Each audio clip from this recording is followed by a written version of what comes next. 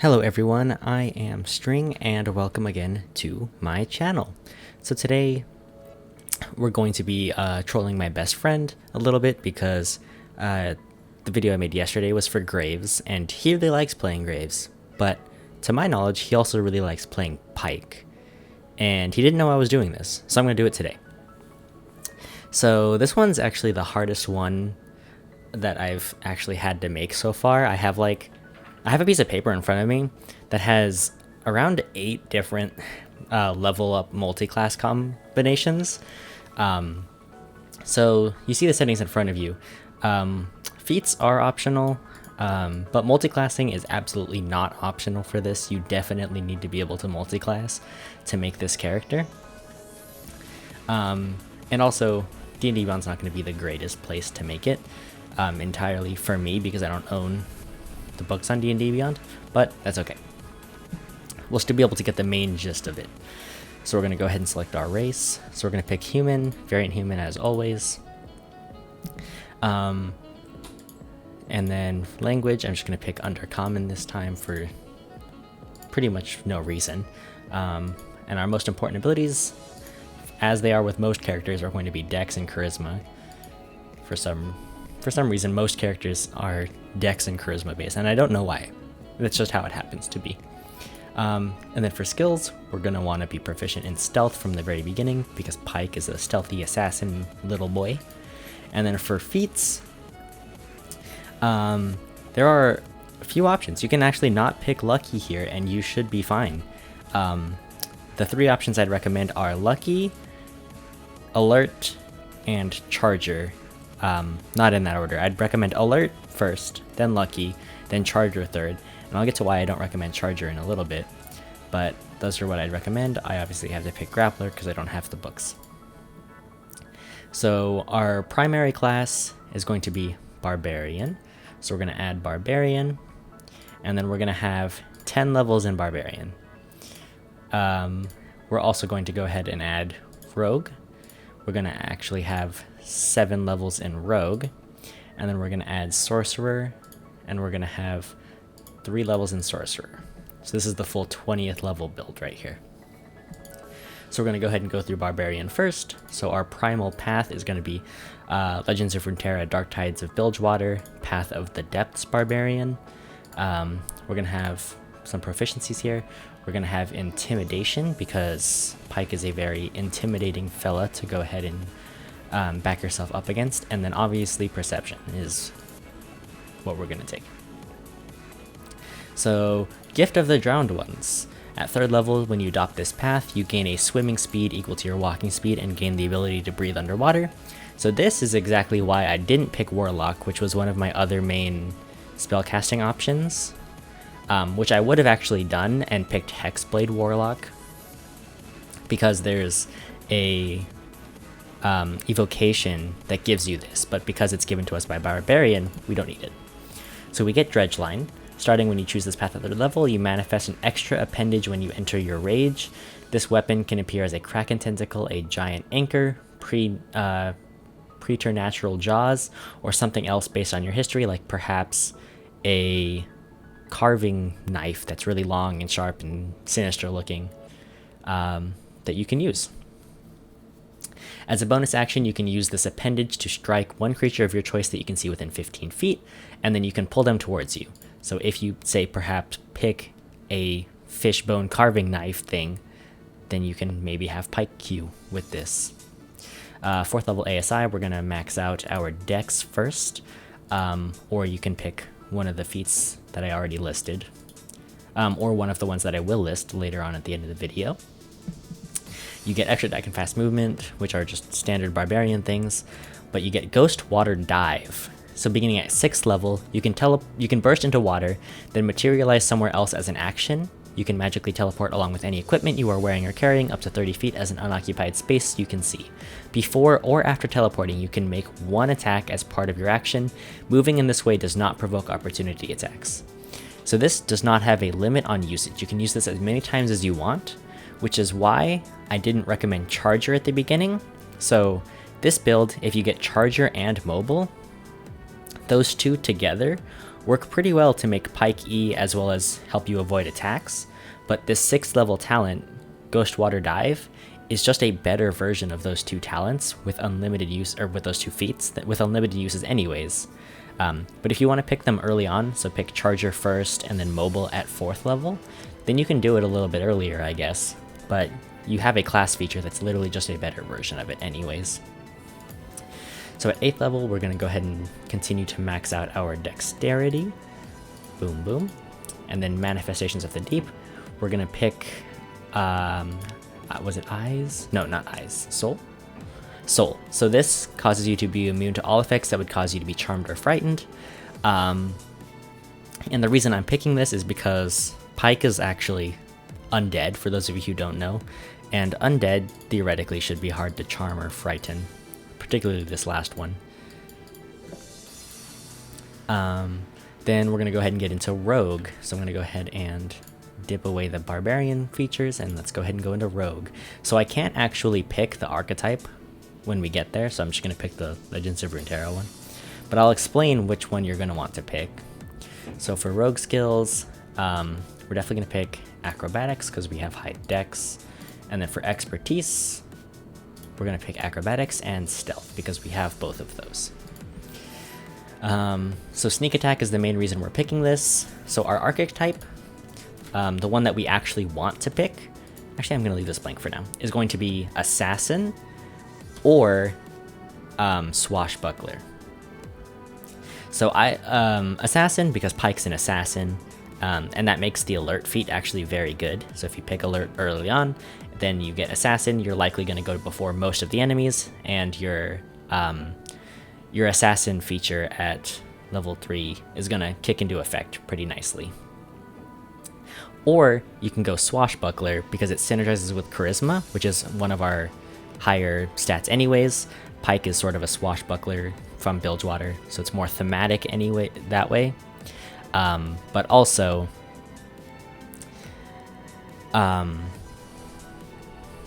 but yeah, so the thematic thing was the main thing that I wanted to get to. And then we also get ability score improvements for Rogue, so we're going to continue to max out Dex. I don't know why that is Constitution. But the main reason we want to go to 7th level is so that we can get Evasion. Pyke's pretty evasive. And then we get more Expertise. So we're going to pick Perception and Intimidation because we have those. So I'm going to leave my archetype blank because I already explained why. So for Sorcerer, we're going to pick a origin that I can't actually pick right now. But you're going to want to pick Shadow because Shadow Sorcerer is sort of... The description is that you live the line between life and death, which, like I said, Pyke is sort of undead, but also not really. It's weird in the lore, but he walks the line, essentially, so which is why you want to pick Sorcerer. But also, the main 3 classes that you can pick for your spellcasting class are going to be Sorcerer, Warlock, and Wizard, because those are the 3 classes that get invisibility in their spellcasting list. So any of those 3 of those would be fine. At 3rd level, you get your access to 2nd level spell slots, which is when you can actually pick invisibility. So the reason I picked Sorcerer is because of Shadow Magic. It gives you access to Dark Vision with your Eyes of the Shadow at 1st level and at 3rd level, as well as it makes you harder to die with your 3rd level class feature. Plus, you know, the whole walking the line between life and death thing. The other option that I mainly considered was Warlock, Hexblade, and then you would have gotten the ability to pick all of the Eldritch Invocations. But the Invisibility one is at 15th level, which, not an option. So I can't pick the origin because Shadow Magic's not here because I don't own Xanathar's Guide on D&D Beyond, but we can pick Meta Magic. So I want subtle spells, so you can use 1 sorcery point to just cast invisibility with no somatic or verbal components, and then empowered spells. So or sorry, not empowered, was it heightened? I'm so confused. Was it... Yeah, sorry, extended. So you can make a your invisibility last a lot longer. So you there are various combinations of this you can pick. So other ones I have written down are 14th level Barbarian, 3rd level Rogue, 3rd level Sorcerer. So let me go ahead and I will go ahead and redo that. There wasn't much that I missed out on there. But if you go up to 14th level, then you get Depth Charge, which lets, when you use Ghostwater Dive, you can appear as a wave of tidal force, knocking enemies around and making them take force damage. But that's more of a Nautilus thing, not a Pyke thing, which is why I went ahead and knocked him down to 10 and picked Rogue 7.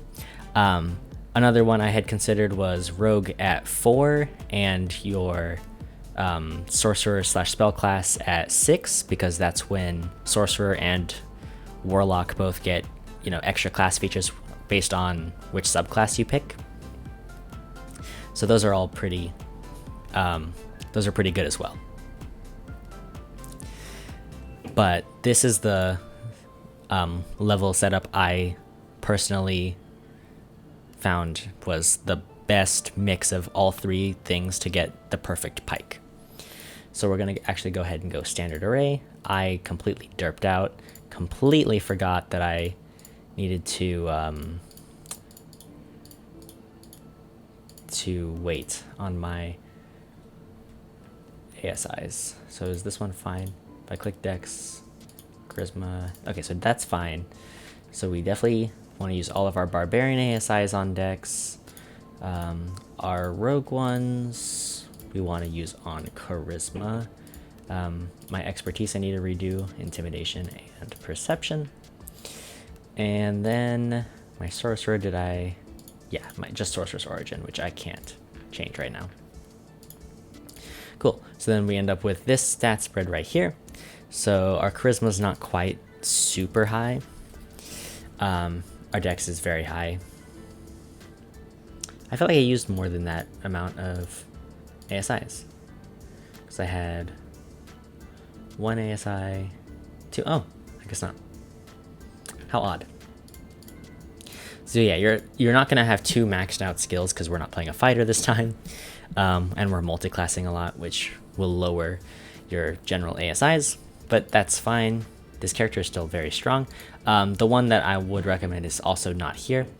The background is going to be Sailor again. I'll throw up what that does on screen, or you can go ahead and watch my Gangplank video. It's explained there as well. But Pyke was a sailor. He like carved up fish and stuff, which is where he got his weird looking knife thing. So we're gonna go ahead and pick some starting equipment. So you're gonna want to pick a short sword, because it's the thing he holds is more of a short sword than it is a dagger. It could be a dagger. It's a really, really long dagger. Also, we don't have to pick. We can get both. So we get this, as well as the stuff given to us by our sailor background. So when we view our character sheet, we can see we should have a ridiculously high stealth modifier, pretty good perception modifier, decent intimidation, and a ridiculously high acrobatics modifier. We're immune to being charmed and frightened, and then we can Ghostwater Dive a bunch, just yeet around and attack people. We can also, I wonder why it doesn't have my daggers here, but we can also use our extra appendage from Dredgeline to just yeet into people and pull them towards us with a fish hook upon raging. Our hit points are low, but you can theoretically double that to some degree when you're taking piercing, slashing,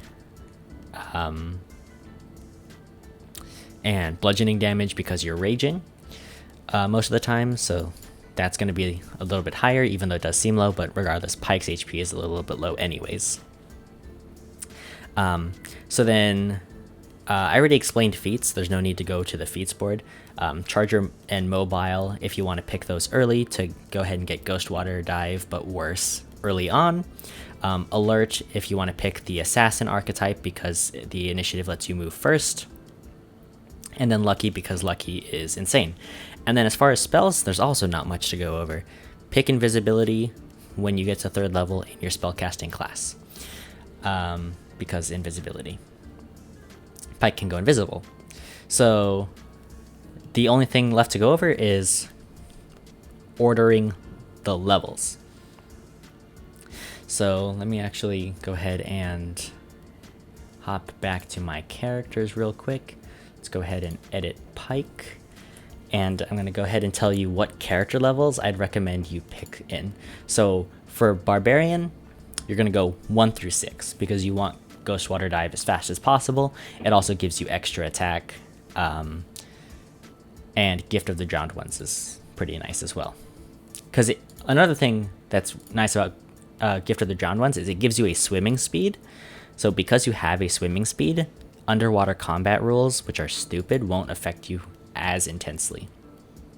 So after your first 6 in Barbarian, you're going to want to max out your 3 in Sorcerer so that you can cast Invisibility. So by 9th level, you should be 6 in Barbarian, 3 in Sorcerer. Next, you want to go ahead and go your first 3 in Rogue, so Assassin or Swashbuckler, to get your first class feature and subclass feature. Then you're going to want to finish out Barbarian after that. And then after you finish out Barbarian, finish out Rogue. So that's this build.